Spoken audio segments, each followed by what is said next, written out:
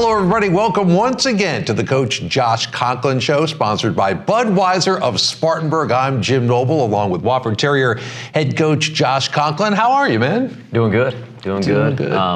Obviously not the outcome that we wanted on Saturday, but I think, this time of year right now, we're learning a lot about our program, and we're learning a lot about our players, and it's a good growing process, and guys excited to get back in here on Sunday and go to work. It's interesting. We kind of joked at the beginning of the year how the schedule makers didn't do you any favors with the conference opener at Chattanooga, and then you ran into an Elon team that's a pretty good offensive team. They've got a very good mobile quarterback, and I thought your defense held up really well. We'll talk about that as the show goes on. But what truths became self-evident after you got a chance to look back at the tape, especially defensively? Well, I think the biggest thing right now that for us defensively, we found an identity, and I'm really excited about that. I'm excited about the way the scheme has come together. I'm excited about the way the guys have played in it, and they played with an attitude and a toughness and a confidence that we haven't seen here for a while. And part of that's maturity, part of that's becoming comfortable with the system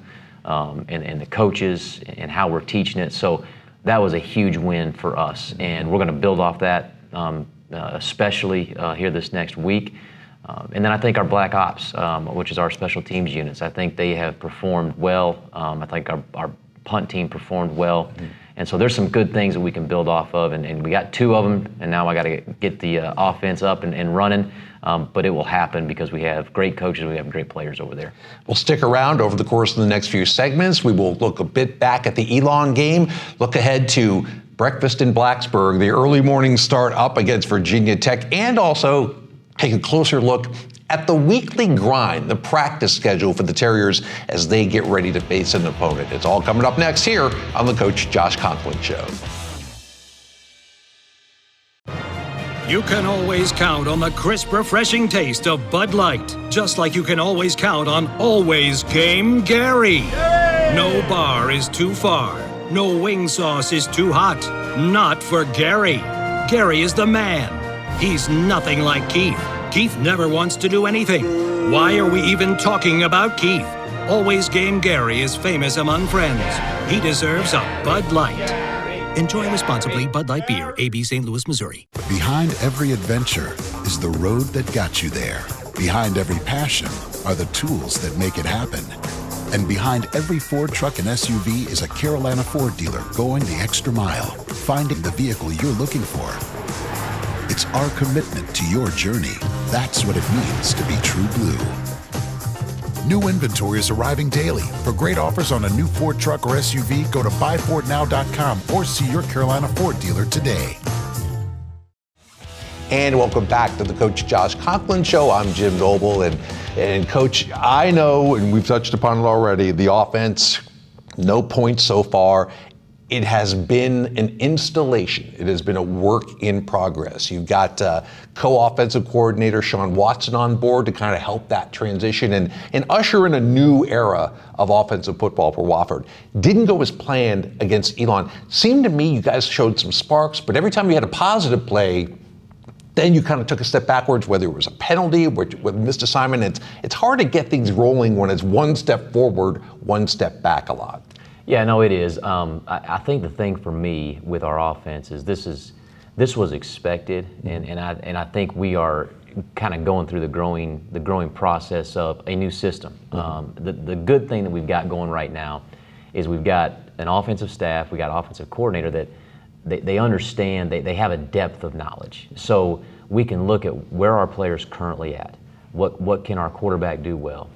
What can our running backs do well? What are our wide receivers? What can we capitalize on as far as their strengths? And so that was the process yesterday. We sat down, had about a 2-hour meeting, went through the tape, dissected it, looked at it, and really did more of a personnel evaluation along with a schematic evaluation. And those guys will get it going. We just got to continue to show up and go to work. But when you've got, again, like I said, when you got a guy that has a lot of knowledge with Sean, and you got a good staff in there that really knows what they're doing, we can draw from experiences and get our guys in position to make plays. Are there analytics that you guys can use that we don't see? A fan, even the media, will look at points, we'll look at total yards, and maybe not much deeper than that. Can you measure progress in other areas other than that? Well, I mean, not so much right now. I mean, I think that the progress that we've got to see is the execution of. We're asking our guys to be extremely detailed. I don't think maybe the normal fan would understand, what a run game play, the depths of that, or the depths of the timing in terms of the pass game and the West Coast that we're trying to get implemented. However, when the guys are operating it and they know what they're doing and they're executing at the right level, then you got a chance to be successful. If you don't, though, I don't care what offense you're running, you can't. If you don't get to the execution piece of it, you're gonna have a hard time. And it's important to point out, you still haven't played a game with your leading receiver from last year, your leading rusher from last year, and the quarterback. There was a bit of a rotation. Jimmy Wyrick got the start, got knocked around a little bit. You gave Cade Rice a try, and then Jimmy came back in. Talk to me about the quarterback play and where it needs to be better. Well, I think, both those guys would tell you it wasn't to where, the standard that it needs to be. To me, it's just about, it's a decision-making process. That's what you really got to make sure those guys understand. We talked to those guys about being the point guard of the offense. They've got to be able to distribute the ball and get it to where it needs to be within the offensive scheme. Now, part of the responsibility of the other guys in the field is to be where they're supposed to be. So there were times that, Jimmy knew where to go with the ball, for example, but the wide receiver didn't run the correct route. And it's all based on coverage, it's all based on leverage, it's all based on spacing of the linebackers. So when that doesn't happen, it's easy to say, well, Jimmy was at fault when there was other things that occurred. Protection is a piece of that, obviously, as well, with the offensive line. So there's a lot that goes into it. But yeah, their decision process was not as quick as it needs to be, and that's what we were trying to get Jimmy to the sideline, calm him down a little bit, and then have a chance to get back in there. And back to the defensive side of the ball, it's funny, we were talking earlier in the year about how you've had such experienced linebackers over the years, and this year, linebacker is probably the least experienced level of the defense. But you've had some guys really step up. Eli Purcell looks like a real leader on defense. John Boyles has really made a lot of tackle. David Powers stepped in this week and made 8 tackles. How do you feel about that middle level of the defense? Really encouraged. I mean, I think in general with the whole defense, I'm encouraged about where we're going. I think that, like I said before, I think they understand the identity of who we want to be now. I think they trust the scheme and what we're trying to get done and what we're trying to accomplish. That has been an overhaul as well. Sure. And, I was saying this earlier, defensively, it always seems like defensively you kind of get it clicking a little bit faster than the offense. And you can look no further than the NFL games, like we were talking about earlier, this past weekend. So that's a process. That's a process. And I think everybody in the program has a lot of confidence that it's all going to get there. We just got to keep pushing and keep working to get it all there at the same time now. All right, when we come back, big opponent, big stage coming up for the Terriers this Saturday. We will preview the game against Virginia Tech next. Black and gold. Bold. A victory story about to be told. Grit, toughness, and tenacity. A hub of hard work in Hub City. We're on these wins like dogs on a bone. In the zone, our place, in your face, won't leave you alone. Strength, speed, fire, true. I'm sorry, do these things trouble you? We're Wofford College. We fly the W. Ingalls, proud partner of the Wofford Terriers. It doesn't matter if you're active on the road or in the gym. Your body is your strongest tool.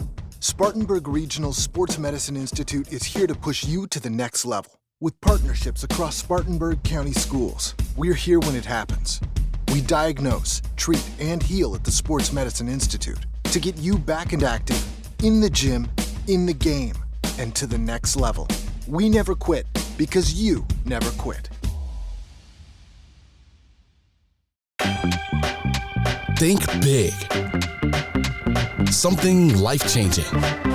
I'm talking education. Let's get inventive. Blow things up in a good way. Do it for 20 years? Wake up and education has received billions in funding. Who does all this? If you've ever played one of these or these, that would be you. Yeah, thank you. And welcome back to the Josh Conklin Show, sponsored by Budweiser of Spartanburg. All right, I don't know about you. You never eat a lot on game day, but you don't have time to eat this weekend. An 11 a.m. start. Thank you, ACC Network, by the way. Wofford at Virginia Tech. How does that starting time skew your normal preparation? It doesn't a whole lot. I mean, most of the time we try to get everything done and accomplished on Friday night, although, we'll do walkthroughs on Saturday morning typically if we're an afternoon game or an evening game. And I know like the coordinators will look through different things, and we may be able to set up some different formations that we think they may get into and clean some things up. So that will be a little bit faster. I think, early on Friday, we'll leave out of here a little bit sooner than we typically would. Usually we try to leave out of here about 4:30, make sure the guys get to class and get that taken care of, and then drive up and let them sleep on the bus, load into the hotel. We'll move a little bit quicker than that. We'll leave here a little bit earlier just because of the quick turnaround and making sure that they kind of feel settled and at ease, because when we wake up on Saturday morning, it's on early.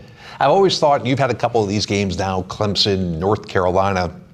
Going into these games, it's always kind of been less about the opponent and more about Wofford. How can we put our best foot forward and do what we need to do, and less about scheming and game planning? You're going to play a talented team. We know that.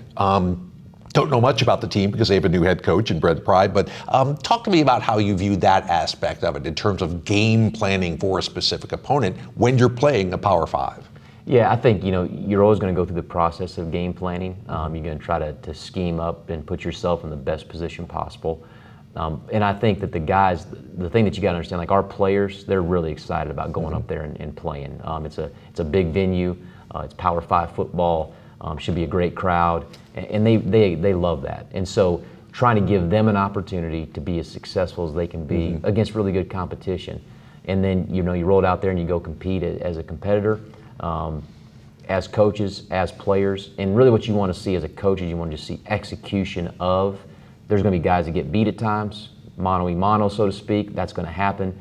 But if they're executing and they're trying to do what you've asked, that's really what you're looking for. Now, that's what everybody sees, Saturday, game day. But in closing, talk a lot about the work that goes into that. We see it here on the practice fields. You've kind of changed up your weekly schedule a little bit. There's a lot of new at Wofford right now with coaches and players, but a little bit of a new practice schedule. Kind of talk to me about the thought process and what your typical week looks like now.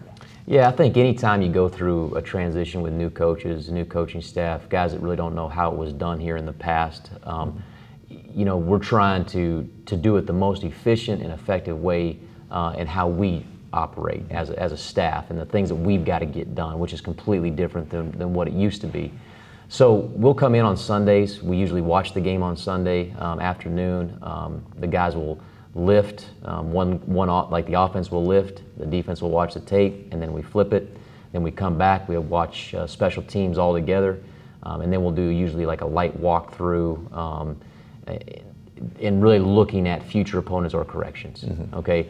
Monday, Tuesday, and Wednesday are kind of our work days in terms of our big practices. We'll go out this afternoon and it'll be more of an introductory, lighter practice, I would say, and then Tuesday and Wednesday are our big practices. You work first and second down on Tuesday, you work third down, red zone, goal line, those situational stuff on Wednesday, and then the biggest change is now we give Thursday off to the guys. So Thursday they're completely off. That's an NCAA rule. That's their off day. Academic, it's usually a big lab day for us. And then Fridays, we go in the morning and we do what we call a fast Friday. So in the traditional world, it was a walkthrough on Friday, and now it's a fast Friday where we're going out there and running through plays and trying to give them, 30 to 40 plays as hard as we can go to get the nervous system ramped up, and then get ready to go on Saturday. One of these days I'm going to roll here on a Thursday, walk down to the practice field, go, where is everybody? So now that we all know that, that's good to know. Hey, we will always appreciate your time. Have some fun this weekend. Like you said, it's a great stage, it's a great opportunity, and have those guys flying around there loose and not too loose, and good things will happen. I appreciate it. Thanks. All right. For head coach Josh Conklin, I'm Jim Noble. As always, we appreciate you watching the Coach Josh Conklin Show, and we'll see you again next week.